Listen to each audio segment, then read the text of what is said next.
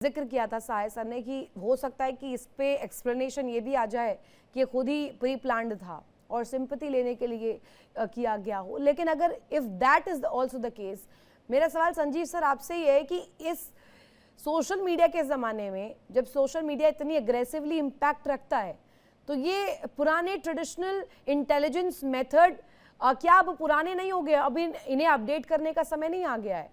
क्या वो ही पुराना जो धरा या रवैया है वो ही अपनाएं? नहीं, देखिए, इंटेलिजेंस एजेंसीज को, सुरक्षा एजेंसीज को, और जो भी राष्ट्रपति की सुरक्षा के लिए जिम्मेदार एजेंसीज हैं, यूएस की जो सीक्रेट सर्विस जो एक प्राइमरी इसकी एजेंसी है, वो जाहिर है कि उसको विचार करना होगा कि ये ब्रीचेस क्यों हो जा रहे हैं, ये 2 साल के अंदर तीसरी ऐसी घटना कैसे हो गई। यदि जब वो राष्ट्रपति नहीं भी थे तब भी जो प्रेसिडेंशियल कैंडिडेट्स होते हैं उनको सीक्रेट सर्विस कवर मिलता है, और उसके दौरान भी ये घटनाएं हुई हैं। तो ये अमेरिका की सुरक्षा एजेंसीज की ऊपर सवालिया निशान खड़े करते हैं, इसमें कोई दो राय नहीं है। और लेकिन ये जो घटनाएं हैं वो सुरक्षा एजेंसीज, चाहे वो कोई भी हो, चाहे वो CIA हो, चाहे मोसाद हो, वहां पर भी हमने ब्रीचेस देखे हैं, किस तरीके से उनकी फेल्योर सामने आई है। जो 9/11 की घटना हो या 7 अक्टूबर 2023 की इसराइल के ऊपर जो हमला हुआ हमास का, उसकी घटना हो, और इस तरीके के जो लैप्सेस हैं वो एजेंसीज के द्वारा हो जाते हैं। टू आर इज ह्यूमन, जिसको कहते हैं, मानवीय स्वभाव में कमियां होती हैं, लेकिन उन कमियों को बार बार रिपीट होते हुए नहीं देखा जा सकता, ये एक्सेप्टेबल नहीं है। और राष्ट्रपति डोनाल्ड ट्रंप के शत्रु बहुत हैं, इसमें कोई दो राय नहीं है। वो एक पोलराइजिंग फिगर है। यूनाइटेड स्टेट्स ऑफ अमेरिका वर्तमान समय में एक डिवाइडेड हाउस भी दिखाई देता है, रिपब्लिकन और डेमोक्रेट के बीच में एक गहरा आइडियोलॉजिकल डिवाइड भी है। हमने देखा है किस तरीके से यूएस कांग्रेस में छोटे छोटे बिल्स को पास करने के लिए पूरी तरीके से वहां पर डेडलॉक पैदा हो जाता है। हर वर्ष वहां पर बजट को पास करने में लंबा समय तक का डेडलॉक होता है। लोगों को सैलरी तक नहीं मिलना बंद हो जाती है, इतना ज्यादा डेडलॉक होता है। तो ऐसे वातावरण में राष्ट्रपति डोनाल्ड ट्रंप की जो सुरक्षा है वो तो उसके उच्चतम मानदंडों को फॉलो किया जाना चाहिए। जो बेस्ट पॉसिबल हो सकता है, जो बेस्ट एवर पॉसिबल हो सकता है, उसको उन्हें देने की आवश्यकता है। क्योंकि आप विदेशी मामलों में पकड़ रखते हैं, अभी चल क्या रहा होगा बैकडोर पर? डोनाल्ड ट्रंप और उनकी जो सीक्रेट सिक्योरिटी है उनके बीच में इसको लेकर क्या चर्चा हो रही होगी? और स्पेशली अभी क्योंकि ये ब्रीच हो गया है और जो जानकारी मिली थी कि FBI के जो अधिकारी है वो पहुंचे भी हैं हमलावर के लोकेशन पर, उसके ठिकाने पर, पता करने के लिए कि आखिर इसके पीछे का मकसद क्या है। तो इस तरीके के ब्रीच को लेकर अभी बैक एंड पर क्या बात हो रही होगी आपके अकॉर्डिंग? देखिए, इसकी जांच जो है कड़ाई के साथ और बड़ी गहराई के साथ अवश्य की जा रही होगी। और अगर जहां कहीं से भी जो इसके लिए रिस्पॉन्सिबल एलिमेंट्स पाए जाएंगे उनके खिलाफ मेरा ऐसा पूरा विश्वास है कि सख्त से सख्त कार्रवाई होगी। और चाहे वो एलिमेंट, चाहे वो घरेलू स्तर का हो या अमेरिका के अंदर का हो या कहीं बाहर का, यदि कोई लिंक पाया जाता है तो ऐसे भी जो भी साजिश करता है उसको बहुत ही सीवियर कॉन्सिक्वेंसेस इसके जो है फेस करने पड़ेंगे, इसमें कोई दो राय नहीं है। और डोनाल्ड ट्रंप अपने हार्ड एक्शंस के लिए जाने जाते हैं, और डोनाल्ड ट्रंप इस तरीके की घटनाओं को बर्दाश्त नहीं करेंगे और इस तरीके की घटना करने वालों को उनके अंजाम तक भी पहुंचाएंगे। मैं ऐसा मानता हूं। लेकिन ये मैटर ऑफ इन्वेस्टिगेशन है, थोड़ा हमें और इंतजार करना होगा कुछ घंटों का। और मेरा ऐसा मानना है कि जरूर इसके जो भी साजिश करता है वो सामने आएंगे। लेकिन ये भी अवश्य दिखाई देता है कि जिस तरीके से यूनाइटेड स्टेट्स ऑफ अमेरिका में वर्तमान का वातावरण है और वहां पर डीप स्टेट एलिमेंट्स जिस तरीके से पहले भी एक्टिव रहे हैं, आज भी हैं, और वो इस तरीके की साजिशें रच सकते हैं।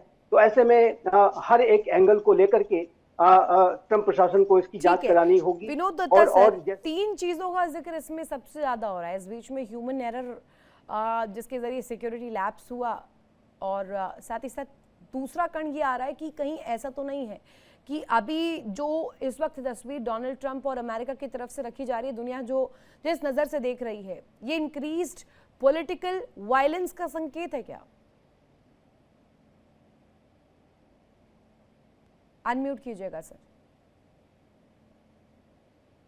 मैं एक तीसरा एंगल भी देखता हूं। देखिए, जिस तरह के स्टंट्स ट्रंप साहब करते हैं, आप ये देखिए, जब आपने खुद बताया था कि साहब जब वो इनकी इलेक्शन कैंपेन चल रही थी तब भी उनके ऊपर एक हमला हुआ था। दूसरा, अभी दोबारा elections they are round the corner, तो हो सकता है ये इस तरह का कोई एक पॉलिटिकल स्टंट हो। आप ये देखिए जब मतलब नोबेल प्राइज के लिए उन्होंने कितनी लॉबिंग की थी, कितने इस तरह की चीजें उन्होंने की थी। तो मैं इस बात से भी इनकार नहीं कर सकता कि साहब ये उन्होंने इस तरह से एक कोई मतलब स्टेज, मैं कश्मीर में मैंने करीब 3 या 4 टेन्योर किए हैं और किसी व्यक्ति या पार्टी विशेष का नाम न लेते हुए मैं आपको बताना चाहता हूं कि कई वहां के जो पॉलिटिकल लीडरान थे वो इस तरह के कई वारदातें होती थी कि साहब कहीं कोई तकरीर कर रहा है, उसके आसपास एक जाके ग्रेनेड अटैक हो गया या ये हो गया। तो ये सनसनीखेज इस तरह की जो सुर्खियां बटोरने की जो आदत होती है या इसमें से जो पॉलिटिकल माइलेज गेन करने की आदत है, मैं उससे भी इसको इनकार नहीं कर सकता। क्योंकि देखिए इतना हाई सिक्योरिटी और मोर सो जो एनवायरनमेंट अभी है, जिस तरह से ईरान के साथ युद्ध चल रहा है और जिस तरह से जो एक्सेस ऑफ रेजिस्टेंस हैं ईरान के, वो इस पूरे प्रयास में लगे हुए हैं कि साहब इस तरह की कोई वारदात हो या इस तरह से कोई मतलब कोई असैसिनेशन अटेम्प्ट किया जाए, तो वहां इस बात से बिल्कुल इनकार नहीं किया जा सकता कि साहब उनकी सिक्योरिटी चाक चौबंद नहीं होगी। और ये कोई ऐसा तो था नहीं कि साहब कहीं किसी बिल्कुल अननोन जगह पे अनअनाउंस वो पहुंच गए थे, और ना ही प्रेसिडेंट ऑफ अमेरिका जाता है इस तरीके से। तो ये मुझे लगता है कि साहब इसमें इस एलिमेंट को भी थोड़ा सा देखना पड़ेगा कि तो साहब आप कह रहे कहीं दाल ये में कुछ स्टेज काला है, हो बिल्कुल क्यों सकता है नहीं, ये प्रायोजित भी हो। या हो सकता है क्योंकि साम दंड भेदभाव हर चीज का इस्तेमाल ट्रम्प साहब कर रहे हैं। तो ये इस बात से बिल्कुल इनकार नहीं किया जा सकता कि हो सकता है उन्होंने स्टेज पर मैनेज किया हो इफ कि इन ठीक है। Case Datta sir, if in case ये सच में जैसा आप कह रहे हैं कि एक प्रोपेगेंडा का पार्ट हो भी, तो भी इससे क्या फायदा डोनाल्ड ट्रंप को, कि सिंपैथिक फोर्स आगे एक्टिवेट करनी है या जो पॉपुलैरिटी रेट गिर रही है उसे वापस लाना है, या ईरान की स्थिति में जो अभी थू थू हो रही है उसे थोड़ा ठीक करना है? देखिए ऐसा होता है जनरली, क्या है कि जो पब्लिक मेमोरी होती है वो बड़ी मायोपिक होती है या बड़ी छोटी होती है। तो लोग जनरली इस तरह का कोई इंसिडेंट होता है तो एक वेव की तरह या इस तरह से लोगों का जो समर्थन है या उनका झुकाव है वो ट्रम्प साहब की तरफ हो सकता है। लेकिन अमेरिका एक जागरूक देश है, वहां लोग जानते हैं और मतलब हमसे ज्यादा वो ट्रम्प साहब को पहचानते हैं, क्योंकि जिस तरह से वो मतलब उन्हें मालूम है कि कैसे उनकी साख दिन पे दिन गिरती जा रही है।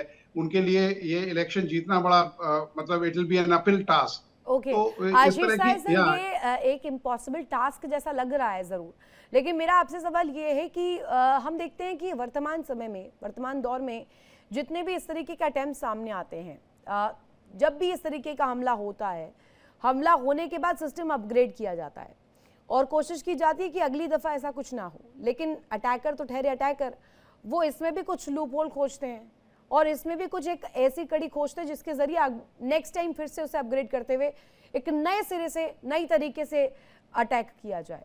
तो क्या ये सिक्योरिटी वर्सेस थ्रेट एवोल्यूशन का एंडलेस सर्कल है क्या आशीष साहब? क्योंकि हेलो जी, देखिए अटैकर का काम सबसे आसान होता है। वो आप कुछ भी कर लें, दुनिया में ये कई गवाहियां हैं, जब तक रहेगा ये चक्र चलता रहेगा। अटैकर्स के लिए टाइम सेलेक्ट करना, टारगेट सेलेक्ट करना, मेथोडोलॉजी सेलेक्ट करना आसान होता है। फेलियर यहाँ पे सिक्योरिटी एजेंसीज का है, इंक्लूडिंग दी सीक्रेट सर्विसेज। मैं दोनों को अलग अलग करके भी विवेचना कर सकता हूं, लेकिन मैं अभी jointly secret services and security agencies joint failure है, क्योंकि ये सेंटम सैंक्टोरम टाइप का हमला है, एकदम न्यूक्लियस में। वॉशिंगटन में व्हाइट हाउस का फॉर्मल फंक्शन, एक होटल में अनाउंस्ड फंक्शन, ये कोई पब्लिक रैली या आउटस्टेशन विजिट नहीं थी। यूएस प्रेसिडेंट के न्यूक्लियस मतलब सेंटर में एक अनाउंस्ड फॉर्मल प्रोग्राम में, जिसमें 3 से 4 लेयर की एडिशनल सिक्योरिटी, क्योंकि उनका threat assessment abnormally risky zone मतलब जो हाईएस्ट माना जाता है वही है। और उनको ना सिर्फ आउटस्टेशन से, ना सिर्फ काउंटर इंटेलिजेंस जो बाहर के देशों की है, नहीं सिर्फ केजीबी के थ्रेट में नहीं है, उनको अंदर भी अच्छा खासा थ्रेट है। ऐसे में होटल की लॉबी तक एक मल्टीपल आर्म्स लेकर किसी का घुस जाना, ये बहुत मेजर काला धब्बा लगेगा वहां की सिक्योरिटी एजेंसीज पे, including the secret services.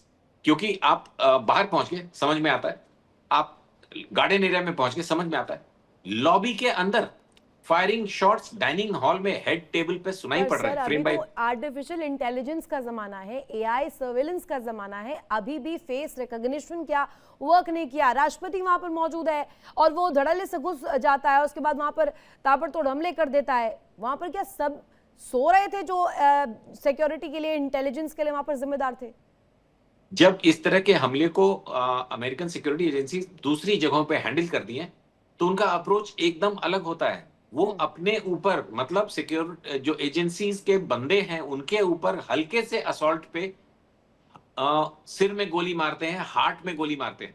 America की जितनी सिक्योरिटी वीडियोस आप रीड कीजिएगा, स्टडी कीजिएगा for the purpose of training and learning, आप देखिएगा कि अमेरिकन सिक्योरिटी सर्विसेज सबसे इनसेंसिटिव तरीके से रिस्पॉन्ड करती हैं। हाँ। कोई एग्रेसिवली उनकी तरफ बढ़ेगा वो गोली मार देंगे। किसी ने चाकू निकाला, एक टर्बन बंदे ने तलवार निकाली थी, उसको 8-10 गोलियां मार दी सिर में।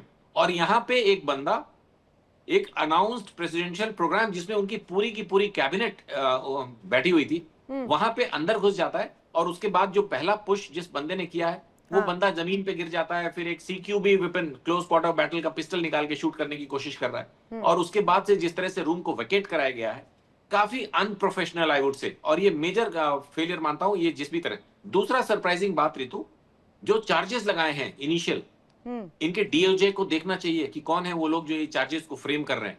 इस तरह के अटैक को नेशनल सिक्योरिटी पे अटैक माना जाना चाहिए और इसमें सिर्फ ये बोल के कि अधिकारियों पे हमला किया does this या come under terrorism, domestic terrorism?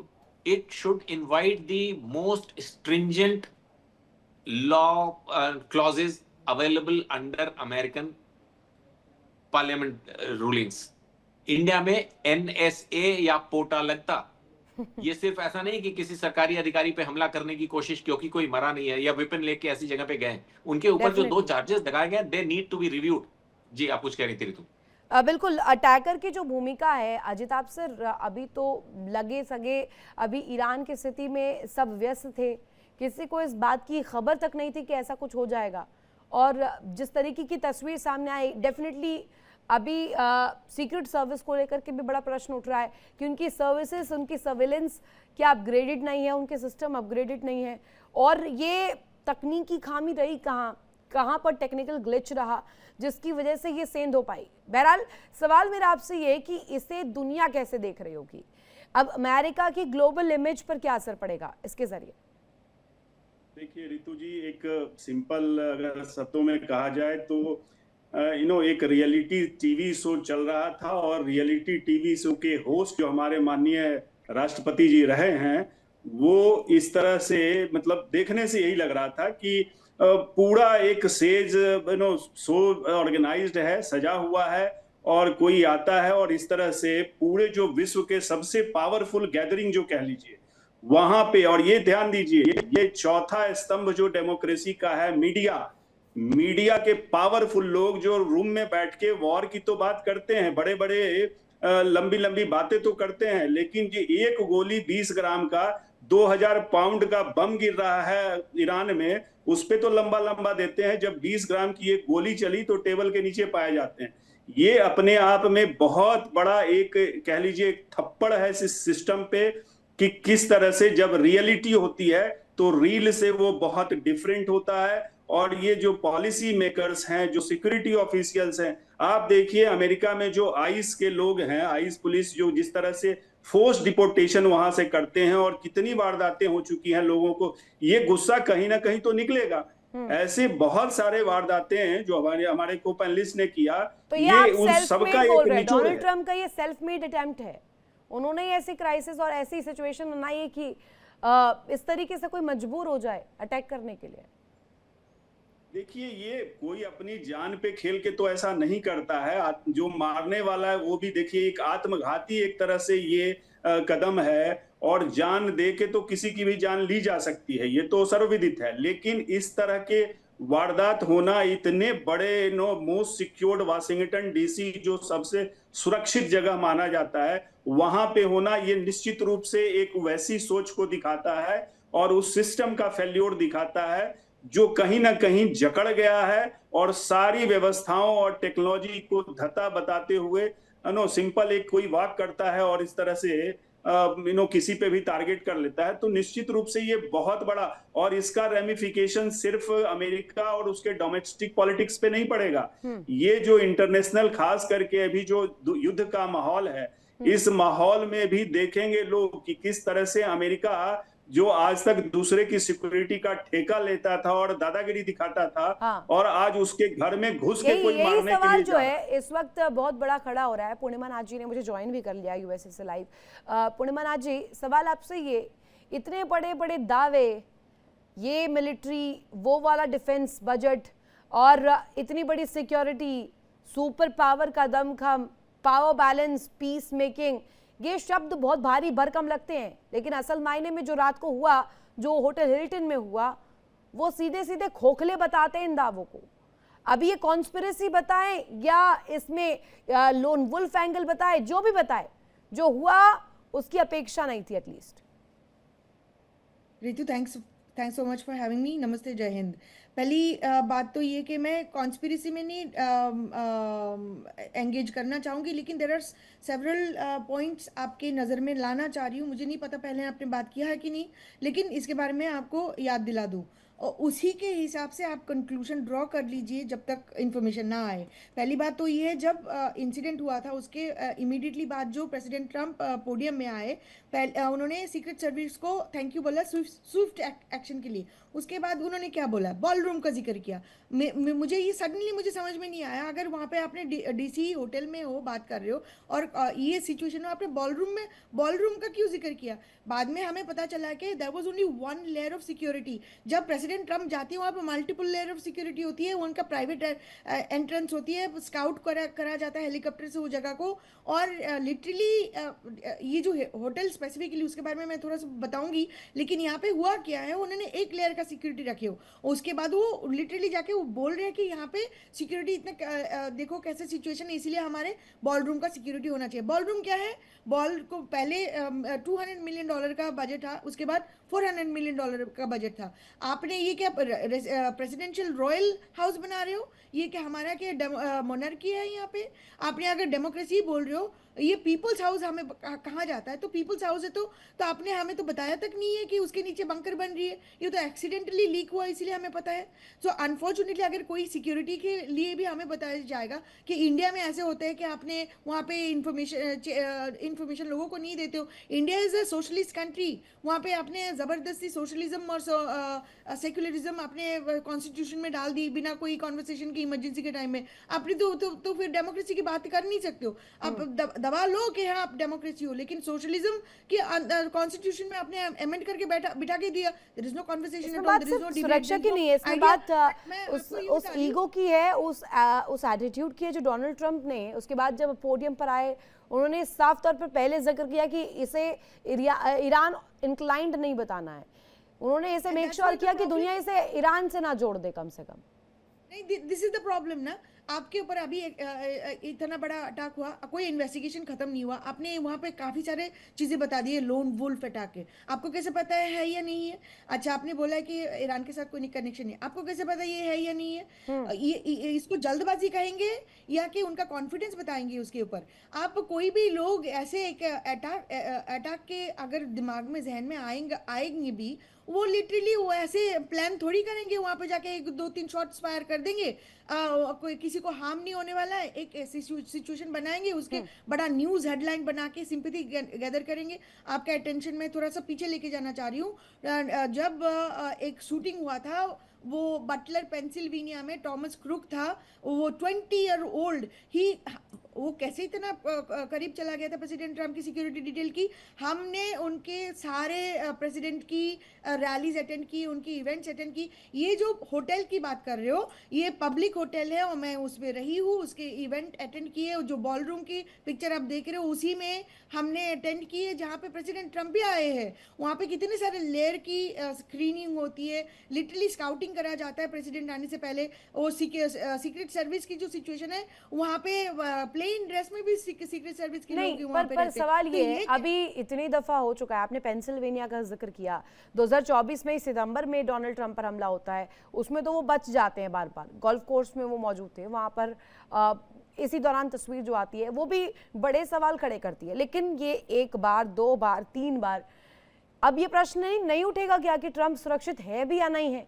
सीधे सीधे अमेरिका सुरक्षित है या नहीं है?